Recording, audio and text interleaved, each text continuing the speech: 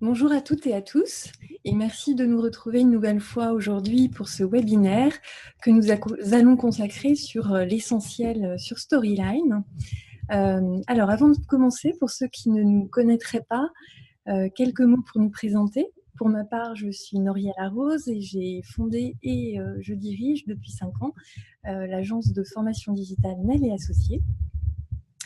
Nous sommes une agence de formation digitale et nous intervenons sur 3 axes. Pour faire simple, en conseil, bien sûr, nous conseillons nos clients sur leur stratégie digital learning et nous les accompagnons dans sa mise en place. Nous digitalisons également les formations.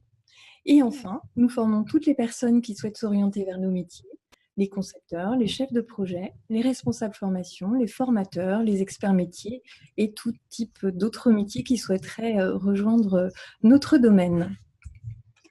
Passons un petit peu au point pratique. Je vais intervenir pendant environ 20 minutes et je vous propose de réserver les 10 dernières minutes pour répondre aux questions que vous pourrez poser via le chat qui est à droite de votre écran.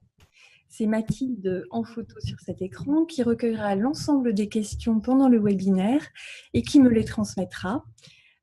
Pour les questions les plus techniques, comme je ne suis pas moi-même experte et que je n'utilise pas au quotidien Storyline, il est possible que nous fassions appel à quelques personnes de notre équipe et que nous revenions vers vous à l'issue de ce webinaire. Enfin, pour ceux qui le souhaitent, nous aurons le plaisir de vous adresser une synthèse de ce webinaire à la fin. Et pour nous laisser vos coordonnées, nous vous demanderons simplement de compléter le questionnaire de satisfaction auquel Mathilde également vous donnera accès à la fin du webinaire. Commençons donc.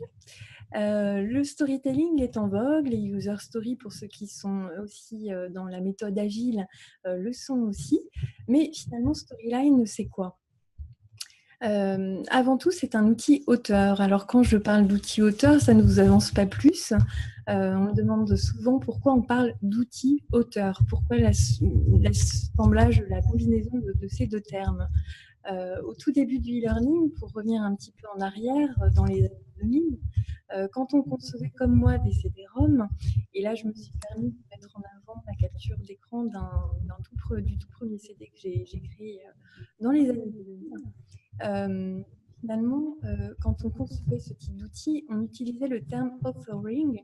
Ce terme anglais désigne en fait le processus de composition d'un cours multimédia, d'une page web ou d'une interface qui permet l'interaction entre l'homme et la machine. Et on parlait alors d'outils d'authoring, donc le terme qui est devenu en français finalement auteur.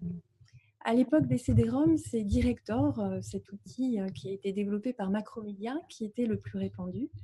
Mais avec l'arrivée d'Internet, les universités et les entreprises ont rapidement souhaité diffuser les contenus via le web, ce qui fait que Director a été laissé un petit peu de côté puisqu'il produisait des contenus multimédia très sophistiqués, mais qui étaient assez lourds et qui ne pouvaient pas être diffusés sur Internet simplement. Donc, on a vu l'émergence de nouveaux outils à partir des années 2000, ce qui a permis de générer des présentations multimédia interactives et consultables depuis Internet. Et parmi ces outils, on retrouve le précurseur de Storyline. Alors, avant de tout révéler, on va vous proposer un petit sondage.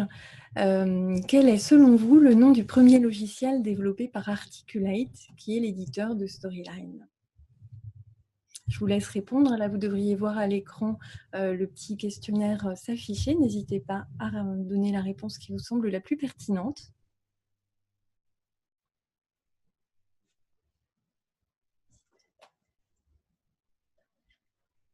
Et on va vous partager également les résultats. Alors, y a-t-il une surprise ou pas ? Alors, on a 48% pour Storymaker, 22% et 22% pour Presenter et Quizmaker, et 7% pour PowerPoint.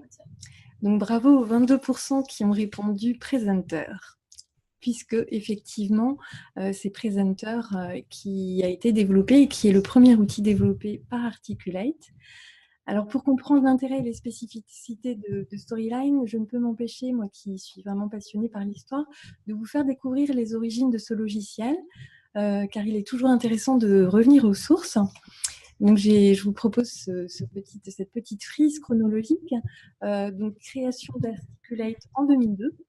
Et un an après, donc les fondateurs d'Articulate ont effectivement lancé Presenter. Alors, quelle était en fait Articulate? Cette société était toute nouvelle. Elle a été créée à New York en 2002 par Adam Schwartz et deux de ses collaborateurs. L'un était expert dans Shockwave Flash et un autre dans tout ce qui était technologie liée à Microsoft Office. Le fait qu'il ait combiné ces deux compétences est vraiment important pour la suite de l'évolution de ces logiciels. Alors, le premier logiciel, pour y revenir, c'est Presenter, lancé en 2003. Il s'agissait en fait d'un petit plugin que l'on pouvait intégrer dans PowerPoint, donc l'outil qui était vraiment utilisé de façon très large pour toutes les présentations. Et ce petit plugin permettait d'enregistrer la voix du commentateur pour créer une présentation sonorisée. L'enjeu à ce moment-là, c'était vraiment de pouvoir publier une présentation sonorisée et également de la diffuser sur le web parce que vous le savez, si vous utilisez PowerPoint et encore aujourd'hui, c'est vraiment optimisé.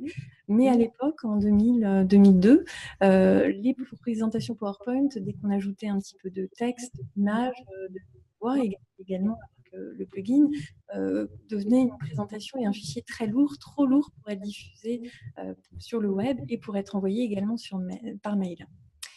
Donc la taille de l'export qui était généré ensuite avec ce petit plugin Presenter permettait de réduire le poids du fichier PowerPoint. Une fois la présentation publiée avec Presenter, c'est ensuite très simple d'envoyer par mail ce fichier ou de le diffuser en ligne. Alors ensuite, à l'écoute des besoins des utilisateurs, Articulate a constaté que finalement, il y avait une vraie demande, maintenant qu'il était possible de diffuser facilement des présentations avec du son, d'y ajouter également des quiz. C'est pour ça qu'ils ont développé en parallèle un nouvel outil qui s'appelle Quizmaker et qui a pu être lancé en 2004. Donc cet outil permettait donc de compléter finalement les présentations sonorisées avec ces petits quiz. Et de la même manière, les besoins évoluant, les personnes ont souhaité développer et intégrer des vidéos aux présentations et les diffuser également sur Internet. À l'époque, il faut se souvenir que la vidéo n'était pas restait un support assez lourd, un média assez lourd, et on en trouvait encore assez peu sur Internet. Donc, il a vraiment fallu imaginer de nouveaux formats, de nouveaux outils pour pouvoir les mettre en ligne et les publier facilement. En 2008, ils ont donc développé un encodeur vidéo et également Engage, qui a permis ensuite de se filmer tout en commentant en fait, une présentation PowerPoint. Pour les anciens du e-learning, j'imagine que certains connaissaient l'équivalent français qui s'appelait TVLearn et qui avait été développé par Idoceo. Donc Engage, c'est un petit peu l'équivalent de TVLearn. Et de la même manière, ils ont continué à faire évoluer leur outil Presenter tout au long de ces années, ce qui a permis, via ce plugin qui était ajouté dans PowerPoint, d'intégrer facilement dans une présentation PowerPoint à la fois un quiz produit avec Quizmaker, une vidéo encodée avec l'outil d'encodeur vidéo d'Articulate et également les animations qui étaient créées avec Engage. Ce qui permettait de présenter, de produire en tout cas une ressource multimédia engageante. Mais la complexité, c'était qu'il fallait malgré tout continuer à combiner et à utiliser différents outils, ce qui était quand même assez complexe pour les utilisateurs. Et donc, Articulate a toujours travaillé d'ailleurs avec la communauté d'utilisateurs, parce que je ne l'ai pas mentionné, mais en 2004, Articulate a été également un des premiers éditeurs à créer un portail de connaissances. Donc, ils avaient vraiment conscience à l'époque que finalement, il était essentiel, en complément de proposer un service utilisateur, d'associer les retours des utilisateurs dans le cadre d'une communauté ou d'un portail de connaissances pour à la fois faciliter la prise en main de ces outils pour les utilisateurs et également recueillir leurs besoins, leurs attentes pour continuer à faire évoluer ces outils. Ce qui a fait que, on le verra par la suite, Articulate Storyline a pu être lancé, lui, en 2012. Mais avant d'arriver à 2012, je tenais à vous montrer une petite vidéo qui montre un petit peu comment Articulate, en 2008, présentait ces différents outils et comment il souhaitait donner envie aux utilisateurs d'utiliser et de tester leurs outils. je vous propose de lancer cette vidéo et en anglais. Oh, when it comes to rapidly learning, people always say, Un peu le décalage. oh, let's get the monkey to do it. But let me tell you, I'm not a monkey. I'm a chimpanzee.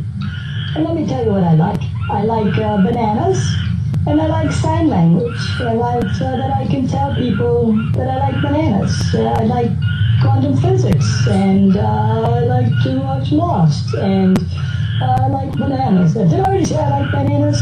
Well, I like bananas.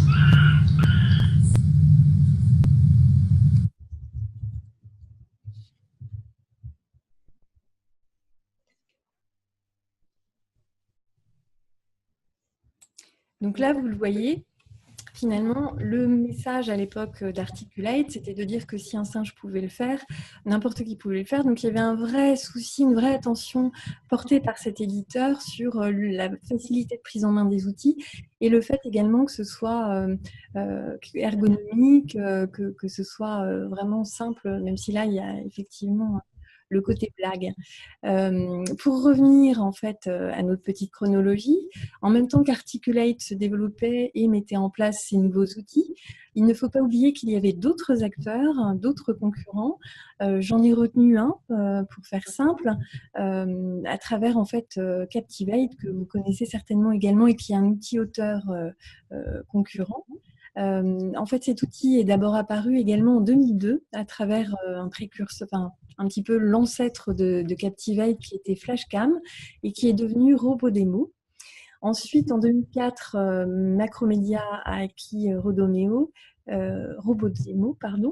et l'a nommé Macromedia Captivate en y ajoutant encore de nouvelles fonctionnalités. C'est ensuite en 2006 que Macromedia Captivate est devenu Adobe Captivate parce qu'entre-temps, si vous vous souvenez, Adobe a acquis Macromedia. Ils ont acquis ainsi différents outils comme Dreamweaver, comme Flash et également donc Macromedia Captivate qui est devenu Adobe Captivate. Voilà. Alors, pour revenir à Articulate Storyline, différentes versions ont été finalement mises en place depuis 2012. Donc en 2012, on a d'abord eu la version anglaise et on a attendu quelques années avant de voir émerger, je crois que c'était arrivé avec Articulate Storyline 2 en 2014, la version française. Donc nous, on a été parmi les premiers également à utiliser la version anglaise d'Articulate Storyline. Et dès l'émergence de cet outil, on a trouvé qu'il y avait un vrai intérêt à l'utiliser. Je vous expliquerai pourquoi par la suite. Depuis 2014, une autre version est apparue, c'est la version Articulate Storyline 360 en 2016. Il y a également eu la version Articulate Storyline 3 en 2017.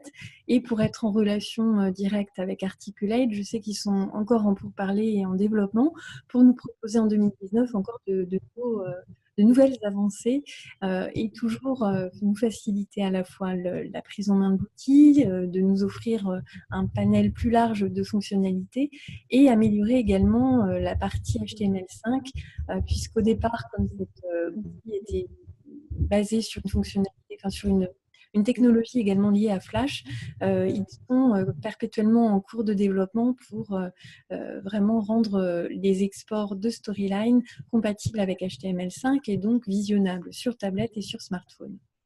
Ils ont également ajouté, je sais que ça c'est également, il y a une dernière version, là, une dernière amélioration qui a été apportée en fin d'année et qui permet de rendre encore plus accessibles les modules produits avec Storyline. Donc ça aussi, c'est appréciable. Voilà. En termes d'utilisateurs, donc l'outil est aujourd'hui utilisé vraiment dans le monde entier, en particulier aux États-Unis et en France. C'est vraiment le logiciel et l'outil auteur le plus utilisé dans le monde aujourd'hui, le plus populaire. On recense environ 83 millions d'utilisateurs dans 151 pays. Comme je vous l'indiquais, dès 2004, Articulate a eu le souhait de vraiment ouvrir son outil et d'être proche des utilisateurs finaux. C'est la raison pour laquelle ils avaient d'abord mis en place une base de connaissances et depuis un certain nombre d'années, ils ont également animé et créé cette communauté qui reste très active. Chacun peut vraiment poser ses questions questions, y répondre. Et on a également des interlocuteurs d'Articulate qui animent la communauté, qui sont présents. En France, vous connaissez certainement Alison Lamotte, avec qui, il y a quelques années, nous avons, et encore l'année dernière même, nous avions organisé des meet-up à Paris. Donc voilà, Articulate reste proche de ses utilisateurs et a le souhait de vraiment continuer à améliorer ses outils et de nous apporter et de partager tous les trucs et astuces que nous pouvons trouver.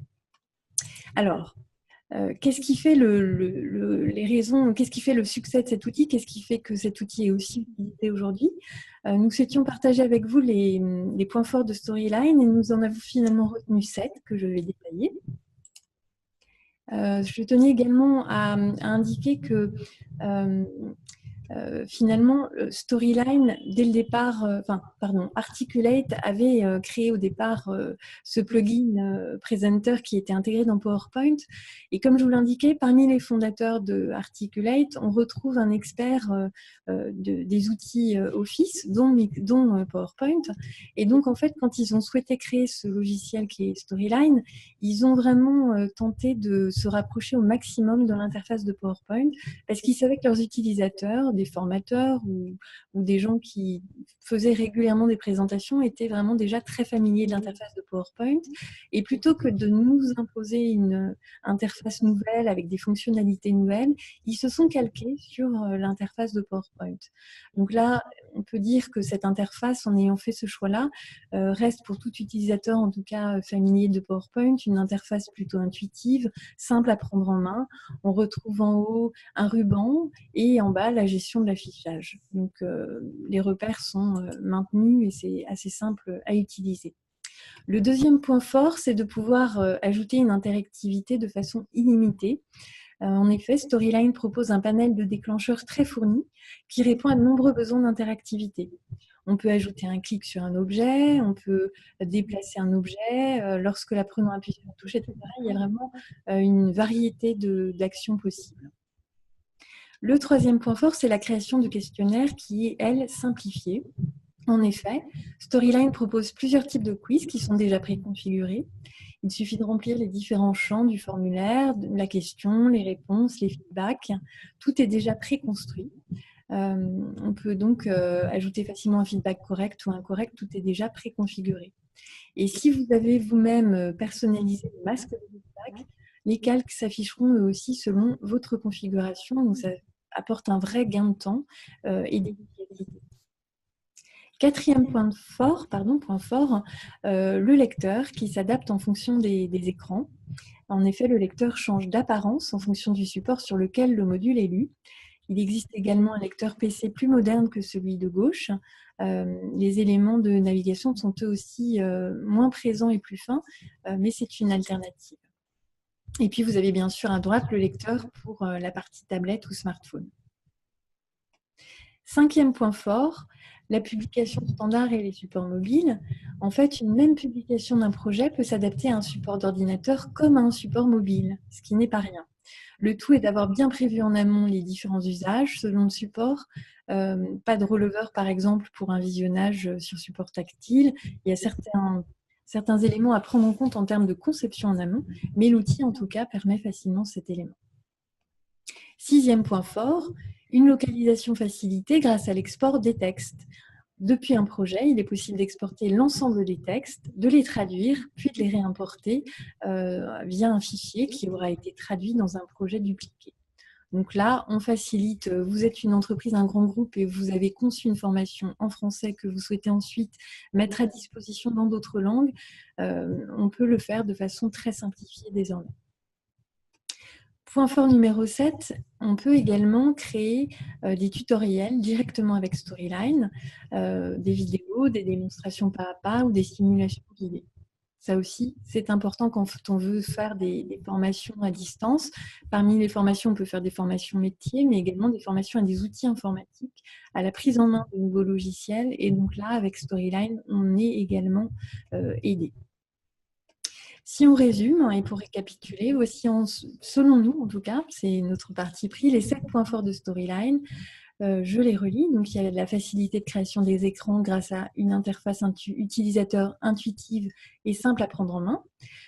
la possibilité d'ajouter de façon illimitée l'interactivité, la possibilité également de créer des questionnaires de façon très simplifiée, la possibilité de mettre en place un lecteur qui s'adapte en fonction des différents écrans et donc des différents appareils que vous allez utiliser ou que les utilisateurs apprenants vont utiliser, la publication standard et les supports mobiles, la localisation qui va être facilitée grâce à l'export des textes et à l'import des textes traduits, et également la mise en place d'un outil de simulation logicielle qui est intégré. Voilà. Maintenant qu'on connaît les avantages de Storyline, reste malgré tout à savoir bien exploiter l'ensemble de ces fonctionnalités pour créer un contenu engageant et également gagner en productivité. En effet, l'objectif, ce n'est pas de concevoir des modules engageants et attractifs en y passant des heures au carré. C'est pour ça qu'on a voulu partager avec vous nos bonnes pratiques, parce qu'on a constaté auprès de nos clients qu'un certain nombre de personnes, comme l'interface est simple, finalement se lançaient dans l'outil, commençaient à concevoir, mais un certain nombre de bonnes pratiques leur manquaient. Donc, en voici quelques-unes. Le préalable, pour nous qui sommes concepteurs de formation à distance, à travers l'ensemble de notre expérience et le fait également d'avoir accompagné un certain nombre de nos clients dans la mise en place de leur processus de conception-production en interne, on a constaté que parfois certains clients pensaient gagner du temps en évitant de concevoir un synopsis ou un storyboard. Je peux tout de suite vous dire qu'avec notre expérience, on a constaté que ce n'était pas la bonne solution. On a l'impression au départ de gagner du temps, mais finalement, on est ensuite obligé de refaire, que ce soit le masque ou le module lui-même, sont ensuite moins efficaces, moins pertinents, il va y avoir des incohérences et vous allez perdre ensuite beaucoup plus de temps. Il est donc important de concevoir un storyboard, c'est ce qu'on appelle la conception pédagogique, puis une ligne graphique, la conception graphique, donc, idéalement en vous associant, en travaillant avec un directeur artistique, un ergonome ou un graphiste, avant de vous lancer dans la production d'un module avec Storyline. Deuxième bonne pratique, il est également important, avant de vous lancer dans la production, de bien penser la structure du projet. C'est le choix de cette structure qui va définir les règles de navigation, qui va influencer la manière dont les apprenants vont prendre en main votre module, naviguer et avoir l'impression ou pas que l'interface est simple et intuitive. Il est donc vraiment important de prendre ce temps en amont pour bien définir la structuration de votre projet et du module. Autre point qui est ressorti de nos études, il est également important de créer des gabarits d'écran pour vraiment que vos apprenants aient des repères qui soient accompagnés. Si vous avez suivi le webinaire que nous avions animé sur les neurosciences, vous aurez retenu effectivement qu'il est important pour faciliter l'apprentissage que l'interface soit vraiment évidente pour l'apprenant et qu'il n'y ait aucune difficulté de sa part. Alors, qu'est-ce qu'un masque des diapositives? C'est un petit peu comme dans PowerPoint.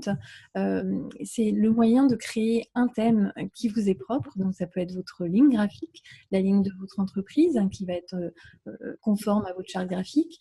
Vous allez pouvoir personnaliser l'arrière-plan, ajouter un jeu de couleurs, un jeu de police, tous les éléments qui vont vous assurer la cohérence de l'apparence graphique sur l'ensemble des écrans du module. Quelle est l'utilité ensuite d'un masque des diapositives? C'est vraiment de définir et de standardiser les différentes mises en page de vos écrans. Une fois cette mise en page bien définie, vous allez pouvoir insérer le contenu très rapidement et éviter les erreurs de mise en page qui peuvent nuire à la lisibilité de vos écrans et finalement bloquer ou déranger les utilisateurs. Notre petit conseil, c'est également de nommer chaque mise en page créée de manière claire. Vous pouvez le faire en faisant un clic droit sur la mise en page, puis cliquer sur le renommer de la mise en page. Je parlais tout à l'heure du jeu de couleurs et du jeu de police. C'est effectivement essentiel de le prévoir en amont de votre projet. Une fois que les couleurs sont indiquées, vous allez pouvoir plus facilement les utiliser dans votre travail d'intégration.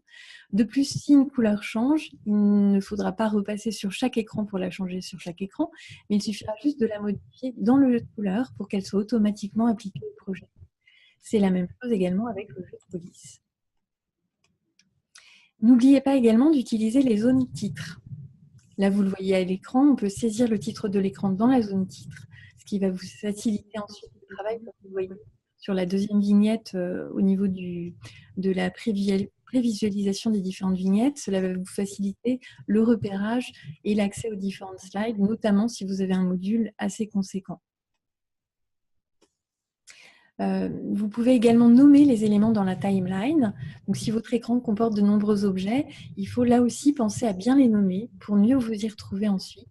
Parce qu'on a vu des stagiaires à certains moments qui, au cours de nos formations, créaient des objets en oubliant de les nommer.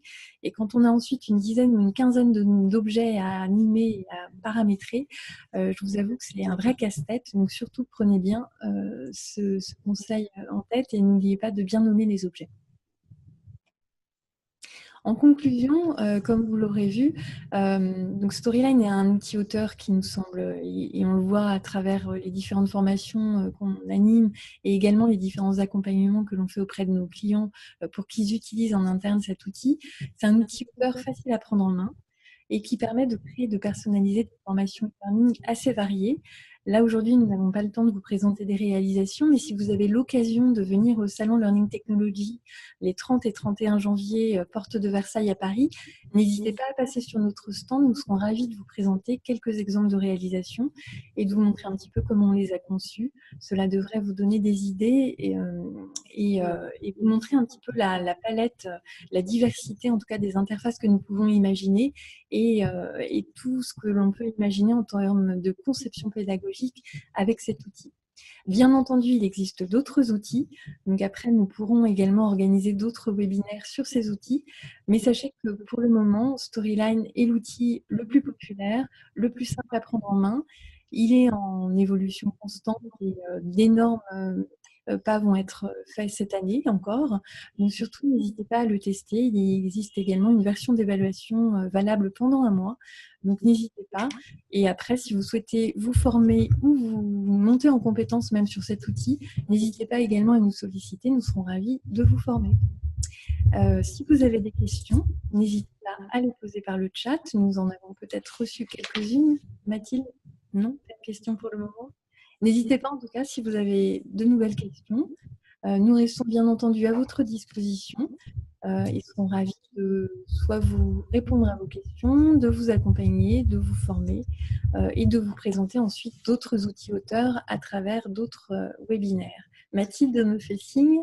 Oui, alors en fait, on a une petite question. Quelqu'un nous demande si tu peux nous en dire un petit peu plus sur Rise. Oui, alors Rise, c'est effectivement un outil qui est paru, qui a été développé il y a à peu près 2 ans. C'est un outil qui permet de créer, je vais utiliser un terme que vous connaissez sûrement, du rapid learning. Donc c'est un outil qui permet de créer en fait de façon assez simple. Il y a des gabarits qui ont été déjà préconfigurés, encore plus que dans Storyline, et qui permettent en ligne de créer des petits modules un petit peu plus sous la forme de web-série ou de web-documentaire. En fait, on navigue dans la page, non pas de gauche à droite, mais plutôt à la verticale, comme sur une page web. Et cela permet vraiment de créer très facilement de premières ressources. Après, c'est un outil qui reste moins sophistiqué que Storyline, mais c'est un premier pas et ça permet de faire des contenus qui sont facilement consultables sur smartphone ou sur tablette. Donc, c'est un outil également à tester. Petit bémol, c'est qu'en termes de lignes graphiques ou de chartes, l'outil reste très limité, mais en même temps, cet outil n'a pas vocation à remplacer Storyline. C'est un bon complément à Storyline, tout à fait. Alors, on a une autre question sur le multilingue. Est-ce que c'est compatible avec Articulate?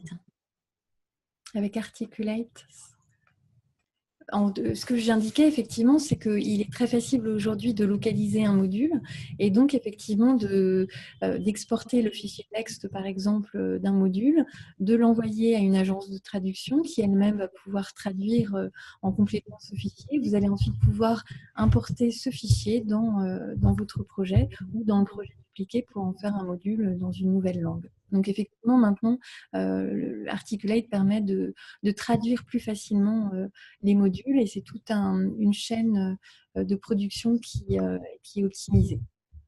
On a une autre question également. Quelle est la différence entre PowerPoint et Storyline? Pourquoi Storyline est-il plus intéressant pour vous?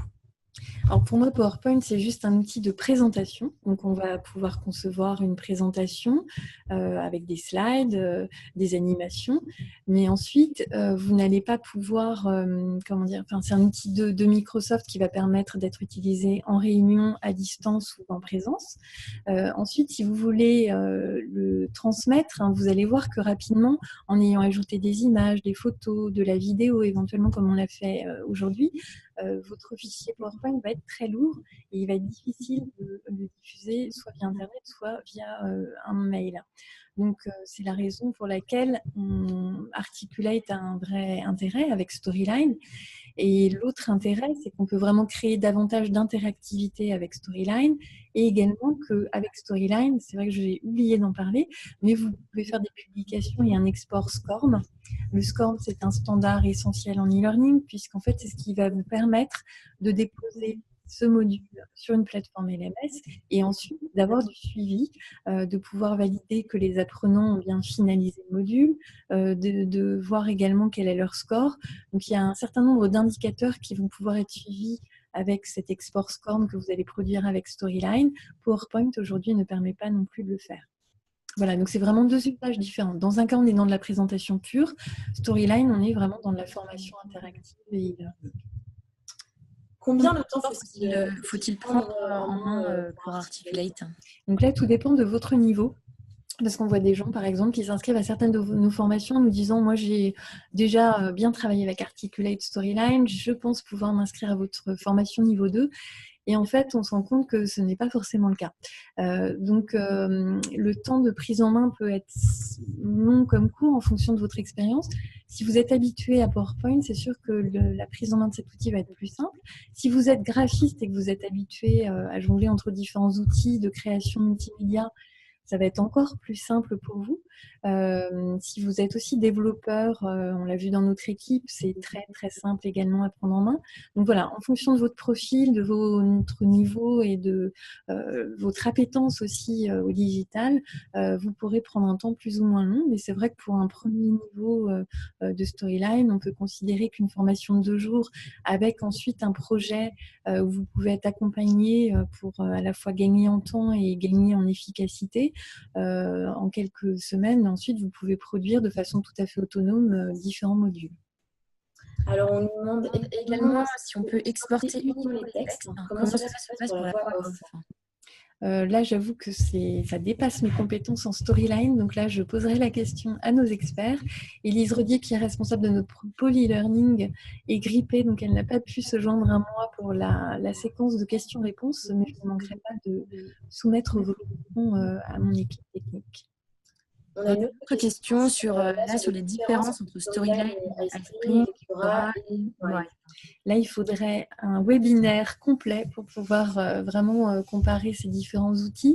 Ce que je peux vous dire, c'est que, comme j'en ai parlé, Captivate est plutôt basé sur une interface qui est conforme en fait à l'interface de l'ensemble de la suite Adobe.